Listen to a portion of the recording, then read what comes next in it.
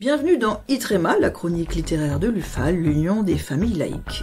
Philippe, la semaine dernière, vous nous faisiez la chronique d'un livre intitulé L'identité, pourquoi faire, sous la direction de Jean Birnbaum. Pour cette 17e édition, vous nous proposez un livre de Rudi Reichstadt, L'opium des imbéciles. Oui, alors, fondateur en 2007 et directeur du site de référence Conspiracy Watch, l'observatoire du conspirationnisme, Rudi Reichstadt propose dans ce petit livre un panorama actuel des théories du complot, du conspirationnisme et de leurs avatars. En plagiant dans son titre à la fois Raymond Aron, qui avait écrit que le marxisme était l'opium des intellectuels, et Auguste Bebel, qui avait écrit que le socialisme des imbéciles était l'antisémitisme de gauche, donc il fait un mixte en nous proposant l'opium des imbéciles, l'auteur ne dissimule pas son aversion pour ces théories conspirationnistes, ni sa volonté de les combattre. Mais il s'efforce ici d'en démontrer les mécanismes et d'en illustrer concrètement la nocivité. Pour Rudi Reichstadt, donc,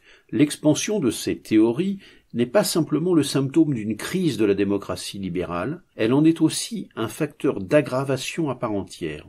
Sur le marché noir des idées douteuses, dit-il, les théories du complot s'échangent avec la même frénésie que les superstitions, les pseudosciences, les nouvelles spiritualités et les idéologies radicales. Alors Rudi Reichstadt fournit quantité d'exemples de ces théories du complot dans leur version contemporaine, avec en exergue évidemment la date du 11 septembre 2001 et l'attentat commis sur le sol islamiste, commis sur le sol américain. Car cet épisode apparaît en effet comme fondateur du conspirationnisme contemporain, ayant suscité, provoquant encore aujourd'hui des scénarios plus ou moins fantaisistes sur un prétendu coup monté. À cet égard, l'auteur y insiste, le complotisme n'est pas un trouble mental, c'est un discours politique. Et il en retrace la logique depuis les théories du complot anciennes, visant les francs-maçons ou les juifs, à celles d'aujourd'hui qui peuvent prendre des formes très diverses, les idéologies extrémistes en étant évidemment les plus friandes.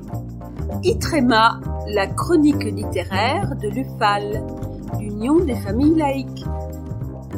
Rudi Reichstadt souligne ainsi aussi la convergence de ces théories entre certains courants politiques, organes de presse ou même universitaires alimentent ou ménagent des théories du complot. Ce livre, en alternant les illustrations concrètes et la démonstration théorique, constitue sans doute le meilleur antidote à la propagation de l'imposture complotiste. Une démarche qui, selon lui, consiste à capter au profit d'un obscurantisme qui ne dit pas son nom le prestige associé au scepticisme éclairé, à la démarche critique et à la méthode scientifique. Fin de citation, donc Rudi Reichstadt, L'opium des imbéciles, paru aux éditions Grasset, 192 pages, 17 €. À souligner que cet ouvrage est paru un petit peu avant l'épidémie, la pandémie de Covid-19. C'est bien noté.